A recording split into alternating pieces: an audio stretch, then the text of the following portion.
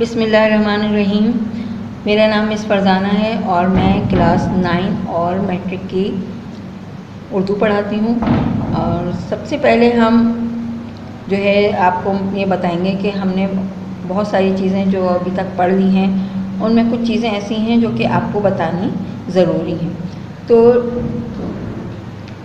9 اور میٹرک کے حوالے سے میں آپ کو جو چیزیں بتا رہی ہوں کہ ہم نے ابھی تک نظم اور نثر دونوں چیزیں پڑھی ہیں۔ نظم اور نثر ہمارے کئی چیپٹر نثر میں ہو گئے ہیں اور کچھ نظمیں ہماری اس میں ہو گئی ہیں اشعار کی صورت میں۔ اب ہمیں یہ دیکھنا ہے کہ نظم اور نثر کا فرق کیا ہے، نظم کس کو کہتے ہیں اور نثر کس کو کہتے ہیں۔ سب سے پہلے ہم آپ کے نظم پہ آ جاتے ہیں، یعنی اشعار پر مبنی جو ہمارے پاس تسلسل سے ایک نظم ہوتی ہے، یعنی ہم اشعار پر کے مجموعے پر مبنی جو ایک نظم کہلاتی ہے، جس میں ایک مرکزی خیال ہوتا ہے اور اس کے لیے کسی موضوع کی کوئی قید نہیں ہوتی ہے اور نہ ہی اس کی کوئی ہیت متعین کی جاتی ہے، یعنی یہ مسدس ہے یا مخمس ہے یا اس کے علاوہ مثنوی ہے، یعنی اس میں کوئی قید نہیں ہے کسی بھی ٹاپک کی، لیکن اس میں مختلف اشعار ہوتے ہیں۔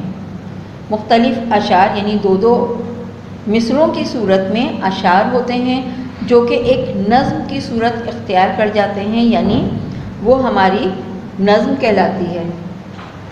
اب ہم بات کریں گے نثر کی۔ نثر کے حوالے سے میں آپ کو بتاؤں کہ نثر ایک طرح سے ہمارا ایک مضمون ہے۔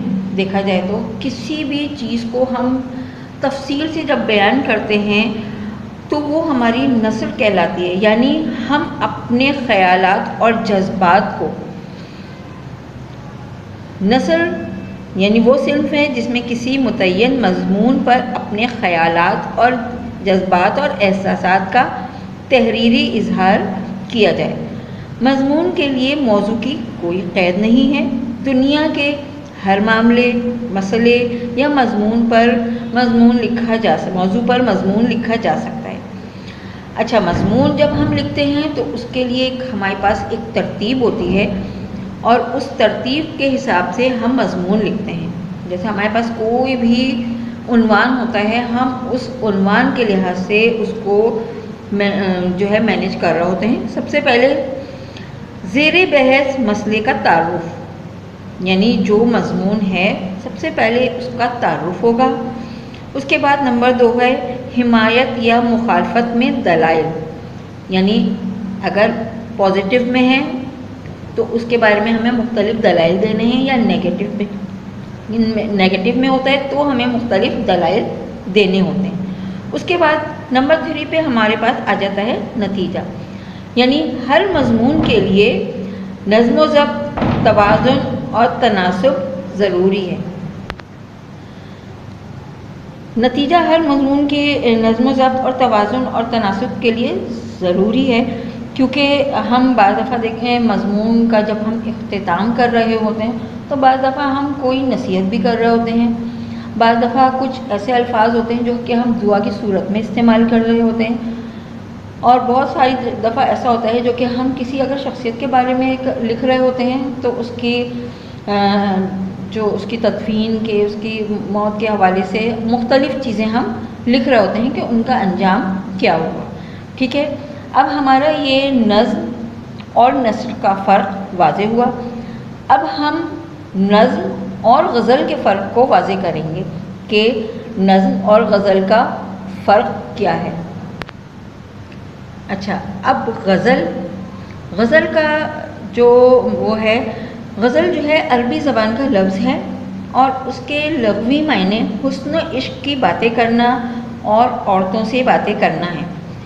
یہ ایسی صنف سخن ہے جو مخصوص عناصر ترکیبی پر مشتمل مخصوص ہیت رکھتی ہے۔ اس کے ہر شعر میں ایک مکمل مفہوم ادا ہوتا ہے۔ پہلے شعر کے دونوں مصرے ہم قافیہ ہوتے ہیں، اسے مطلع کہتے ہیں۔ مطلع کے سوا باقی اشعار میں ہر دوسرے مصرے میں قافیہ ہونا ضروری ہے۔ ردیف غزل کے لیے ضروری نہیں۔ غزل کے آخری شعر کو مقطع کہتے ہیں۔ غزل کے لیے موضوع کی کوئی قید نہیں ہے، اس میں ہر قسم کے مضامین بیان کیے جا سکتے ہیں۔ اچھا، یہاں پہ میں نے آپ کو سب سے پہلے ایک لفظ یہاں پہ پڑھا ہے آپ نے، مطلع۔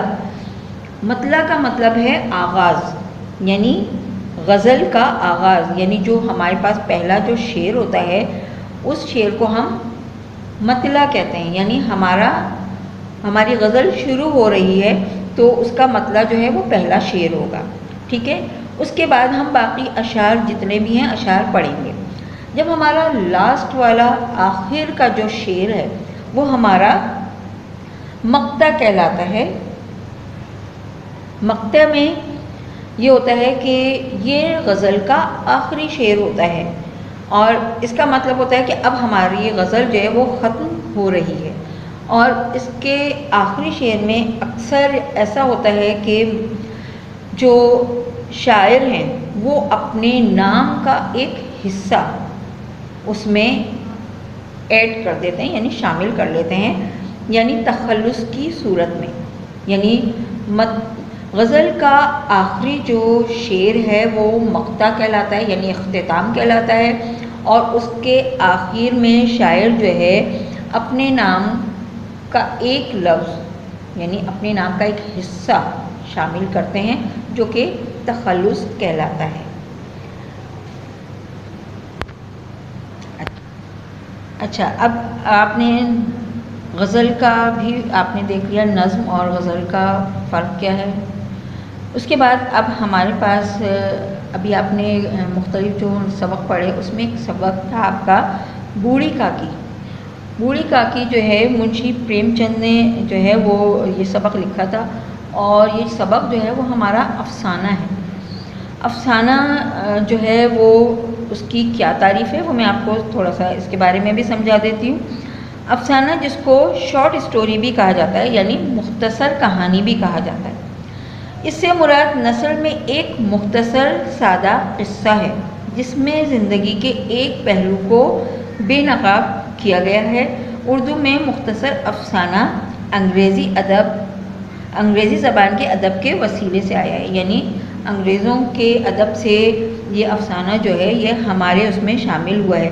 اس کے جو مختلف حصے ہیں اس کے بارے میں بھی تھوڑی سی بات کریں گے کہ افسانے کی حیت اور فنی اور فکری انداز، یعنی افسانہ جو ہے وہ تو ہمارے پاس ایک شارٹ اسٹوری یعنی مختصر کہانی ہے جس میں ایک ہی ٹاپک کو لیا جاتا ہے، ایک مضمون کے بارے میں ساری تفصیل بیان کی جاتی ہے، ٹھیک ہے۔ اب افسانے کی فنی اور فکری خوبیاں۔ افسانے کے بارے میں ابھی آپ کو میں نے بتایا کہ افسانہ یعنی مختصر کہانی ہوتی ہے۔ اچھا، جیسے بوڑھی کاکی منشی پریم چند کا مختصر افسانہ ہے، اس میں مختصر افسانے کی ساری خوبیاں موجود ہیں۔ اس میں زندگی کے ایک اہم پہلو کو بے نقاب کیا گیا ہے۔ اس کے بعد یہ مختصر افسانہ جو ہے حقیقت کے بہت ہی قریب ہے، ایسا محسوس ہوتا ہے کہ یہ ہمارے ہی دور کا اور ہمارے گرد و پیش کا ایک قصہ ہے۔ اس افسانے میں ایک بڑے مسئلے کی عکاسی کی گئی ہے اور روزمرہ کی زبان اور اس میں محاورات کا بھی استعمال کیا گیا ہے جو کہ اس کو حقیقت سے قریب رکھتا ہے۔ ایسا نہیں لگتا کہ جیسے ہم کوئی کہانی پڑھ رہے ہوں، بلکہ یوں لگتا ہے کہ جیسے یہ ہمارے ماحول کا ہی ایک حصہ ہے۔ افسانے میں معاشرے کی اصلاح کا مقصد بھی نظر آتا ہے، یعنی جو افسانہ آپ کے سامنے بیان کیا گیا ہے اس میں ایک اصلاح کا پہلو بھی آپ کو دیا گیا ہے کہ اتنی غلطیاں کرنے کے بعد، جب آدمی غلطیاں کرنے کے بعد اس کو ایک جگہ جا کے ایک مقام پہ پہنچنے کے بعد یہ اندازہ ہو جاتا ہے کہ میں نے کہاں غلطی کر دی ہے، تو وہاں پہ اس کی اصلاح بھی ہو رہی ہے۔ اس افسانے میں کردار نگاری بہت مختصر لیکن جامع انداز میں بیان کی گئی ہے۔ اس طرح آپ کو اندازہ ہو گیا ہوگا کہ افسانہ جو ہے وہ ہمارے ہی ارد گرد و پیش میں جو مختلف قصے اور کہانیاں جو پیش آ رہے ہوتے ہیں انہی کو جامع انداز میں پیش کیا جاتا ہے اور انہی کے ذریعے لوگوں میں اصلاح کا ایک تصور بھی پیدا کیا جاتا ہے کہ اگر ہم کہیں کوئی غلطی کر رہے ہیں تو ہمیں اپنی غلطیوں کو دیکھ کر کچھ سیکھنا بھی چاہیے۔ تو یہاں پہ اس افسانے میں جو چیز ہمیں نظر آ رہی ہے وہ یہی ہے کہ روپا کو اپنی غلطی کا احساس اس لیے ہوا کہ جس کی بدولت وہ عیش کر رہی ہے اور جس کی بدولت اس کا گزارا بہت اچھا چل رہا ہے، لیکن اسی کو کھانے پینے کو کچھ نہیں مل رہا اور اس کی زندگی کوٹھری میں گزر رہی ہے، تو اس کو احساس ہوا کہ واقعی میں نے غلطی کی ہے، تو یہاں اس کی اصلاح ہو گئی اور اس طرح یہ افسانہ جو ہے وہ پورا ہو گیا۔ تو اس کے بعد آپ کی ایک دو چیزیں اور ہیں جو کہ پھر میں جب آپ کا نیکسٹ لیکچر ہوگا اس میں آپ کو وہ چیز سمجھاؤں گی تاکہ آپ کو یہ تمام چیزیں صحیح سے کلیئر ہو جائیں، کیونکہ آپ کے پیپرز میں یہ سب چیزیں آتی ہیں کہ افسانہ کس کو کہا جاتا ہے اور نظم کس کو کہتے ہیں اور نثر کس کو کہتے ہیں۔ ٹھیک ہے، تھینک یو۔